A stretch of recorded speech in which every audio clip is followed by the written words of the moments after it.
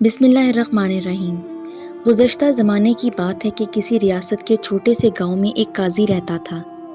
وہ قاضی بہت ہی عقل مند انسان تھا۔ وہ ہر فیصلہ عقل مندی اور انصاف سے کرتا تھا۔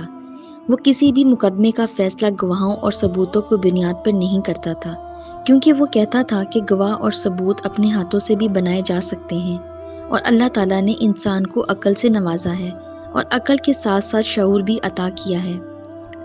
اس کی زندگی میں کوئی ایسا مقدمہ نہیں گزرا جس کا اس نے انصاف پر مبنی فیصلہ نہ کیا ہو۔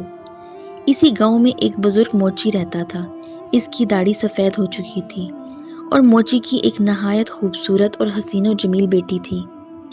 ایک دن موچی اور اس کی بیٹی دوسرے گاؤں سے واپس آ رہے تھے تو ڈاکوؤں نے وہاں پر پڑاؤ ڈالا تھا۔ جب ڈاکوؤں نے اس خوبصورت اور حسین و جمیل لڑکی کو دیکھا تو اسے اٹھا کر جنگل کے بیچ میں لے گئے، اور اس بزرگ موچی کو انہوں نے مار کر بے ہوش کر دیا، اور اس کی بیٹی کے ساتھ زیادتی کر رہے تھے کہ وہیں قاضی صاحب اپنے بڑے قافلے کے ساتھ اسی جگہ سے گزر رہا تھا۔ جب ڈاکوؤں نے قاضی صاحب کو قافلے کو آتا دیکھا تو ان کے پیروں تلے زمین نکل گئی، کیونکہ ان کو معلوم تھا کہ اگر قاضی صاحب کے سپاہیوں نے اگر اس موچی کو دیکھ لیا تو وہ ہمیں ڈھونڈ کر مار ڈالیں گے، کیونکہ قاضی صاحب کا قافلہ اور سپاہی بہت زیادہ تعداد میں تھے۔ جب لڑکی نے قافلے کی آواز سنی تو وہ زور زور سے چیخیں مارنے لگی۔ جب قاضی صاحب نے اس لڑکی کی آواز سنی، اس نے اپنے سپاہیوں کو بھیجا کہ جنگل میں لڑکی کی آواز آ رہی ہے۔ جب سب قاضی کے سپاہی اس جنگل میں داخل ہو گئے، لیکن لڑکی نے ان ڈاکوؤں کی شکل نہیں دیکھی تھی، کیونکہ انہوں نے اپنا منہ چھپایا ہوا تھا۔ جب سپاہی قریب پہنچے تو ڈاکو بڑی چلاکی سے اس قافلے میں شامل ہو گئے، اور وہ لڑکی یہ جانتی تھی کہ وہ ڈاکو اسی قافلے میں شامل ہو گئے ہیں۔ اس کے بعد سپاہی اس لڑکی کو قاضی صاحب کے پاس لے گئے اور کہا، قاضی صاحب، اس لڑکی نے کہا ہے کہ ان ڈاکوؤں نے میرے ساتھ زبردستی کی ہے۔ اور یہ سن کر قاضی صاحب بڑا پریشان ہوا اور سوچنے لگا کہ اتنے بڑے قافلے میں سے میں مجرم کو کیسے ڈھونڈوں گا۔ اس کے بعد قاضی صاحب نے حکم دیا کہ اس قافلے کے چاروں طرف سے گھیر لو، اور یہ قافلہ سیدھا عدالت میں جائے گا۔ جب قافلہ عدالت میں پہنچا تو قاضی صاحب نے اعلان کیا کہ ایک کمرے کے اندھیرے میں ایک بت رکھا ہوا ہے، اور ہر آدمی اس کمرے میں سے گزر کر اس بت کو گلے لگے گا، اور اس کمرے سے باہر آنے کے بعد مجھے گلے ملے گا، اور جو آدمی مجرم ہوگا وہ بت اس کو پکڑ لے گا اور ہم اس مجرم کو پکڑ لیں گے۔ یہ بات سنتے ہی ڈاکوؤں کے پیروں تلے زمین نکل گئی کہ یہ قاضی تو بڑا چلاک ہے۔ اس کے بعد اس کمرے میں سے ایک ایک کر کے سب کو گزارا گیا۔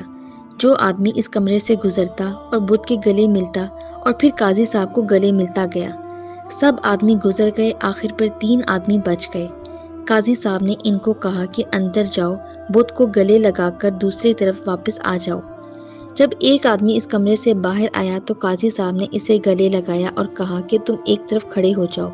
پھر دوسرا آدمی اس کمرے میں گیا اور گلے لگانے کے بعد واپس آیا اور پھر قاضی کے گلے لگا تو قاضی نے کہا، تم تینوں ہی ڈاکو ہو۔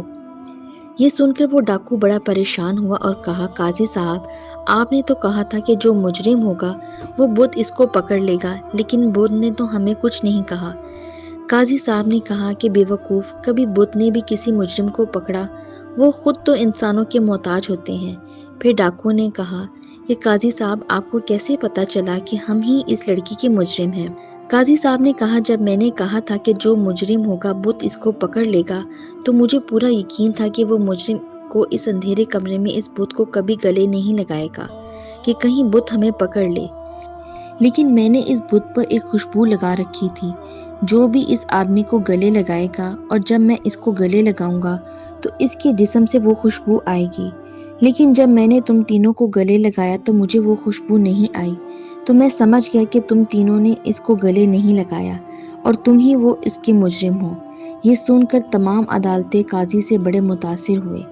پھر قاضی صاحب نے ان تینوں کو اس تمام بھری عدالت میں سنگسار کرنے کا حکم دے دیا، اور وہ لڑکی انصاف ملنے کے بعد واپس اپنے اس بزرگ موچی کے ساتھ چلی گئی۔